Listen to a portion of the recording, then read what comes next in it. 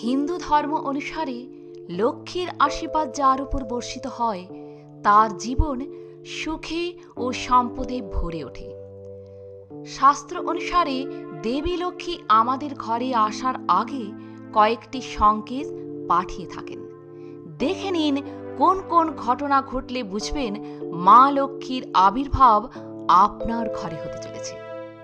নমস্কার বন্ধুরা, আজ আমার আলোচ্য বিষয় ঘরে আসার আগে এই সংকেতগুলি দেন মা লক্ষ্মী, যা 99% লোকই জানেন না। তো চলুন জেনে নেওয়া যাক। অনেক সময় দেখা যায় যে কঠিন পরিশ্রম করেও আমরা কাঙ্ক্ষিত সাফল্য লাভ করতে পারি না। নানা কারণে দেবী লক্ষ্মীর আগমন আমাদের বাড়িতে ঘটে না। আর হিন্দু ধর্ম অনুসারে সম্পদ ও সমৃদ্ধির অধিষ্ঠাত্রী দেবী লক্ষ্মীর কৃপা না পেলে আর্থিক সংকট কখনোই আমাদের পিছু ছাড়ে না। সেই কারণে লক্ষ্মী দেবীকে প্রসন্ন করতে আমরা নানা পদ্ধতি অবলম্বন করে থাকি। তবুও মা লক্ষ্মীর আশীর্বাদ যে সবাই লাভ করতে পারেন তা নয়। শাস্ত্র অনুসারে মা লক্ষ্মীর কৃপা যদি আপনার উপর বর্ষিত হয় তাহলে তার কিছুদিন আগের থেকেই কিছু কিছু সংকেত আপনি পেতে থাকবেন। এই সংকেতগুলির অর্থ দেবী লক্ষ্মী আপনার ঘরে আসতে চলেছেন শীঘ্রই। শাস্ত্র অনুসারে এই ঘটনাগুলি আপনার সঙ্গে ঘটলে বুঝবেন মা লক্ষ্মীর আবির্ভাব কিছুদিনের মধ্যেই ঘটতে চলেছে আপনার বাড়িতে। জেনে নিন বাড়িতে আসার আগে কোন কোন সংকেত পাওয়া যায়। নাম্বার 1, ঘরে হঠাৎ করে কালো পিঁপড়ের আগমন হলে আপনার কি বিরক্তি লাগে?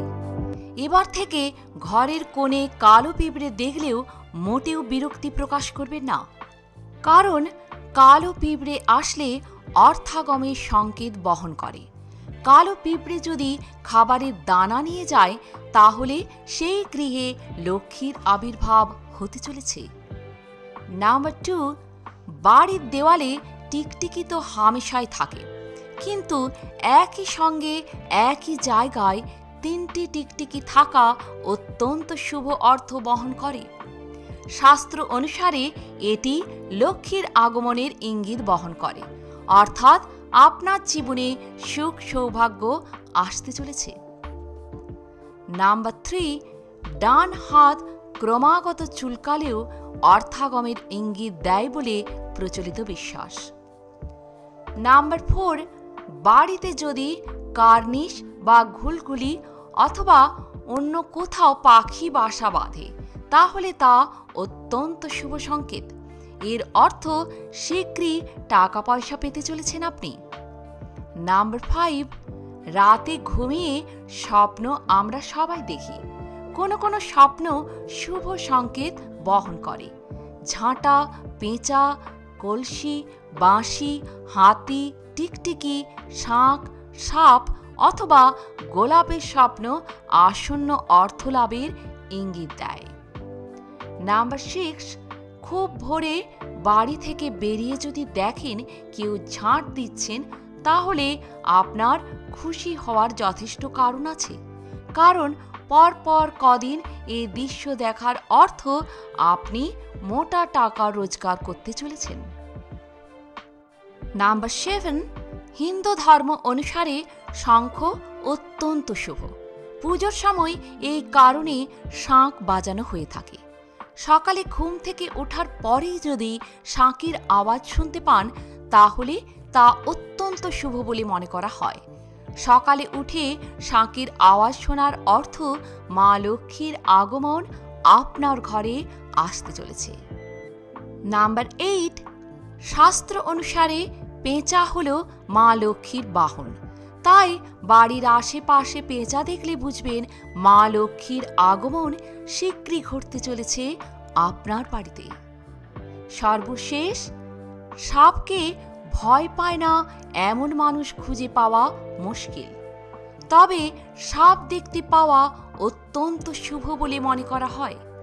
বিশেষ করে স্বপ্নে সাপ দেখার অর্থ মা লক্ষ্মী আপনার উপর প্রসন্ন হয়েছেন। তার আশীর্বাদ আপনার উপর বর্ষিত হতে চলেছে। সাপের স্বপ্ন দেখা আপনি শীঘ্রই অনেক টাকা লাভ করতে চলেছেন, এমনই ইঙ্গিত দেয়।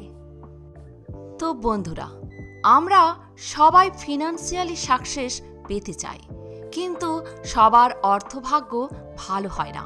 হিন্দু ধর্ম অনুসারে লক্ষ্মীর কৃপাদৃষ্টি পেলে তবেই জীবনে অর্থ ও সৌভাগ্য লাভ করা যায়।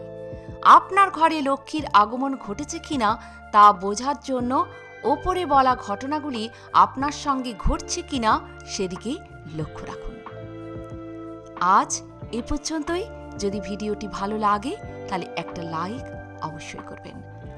ভালো থাকবেন, সুস্থ থাকবেন। জয় মা লক্ষ্মী।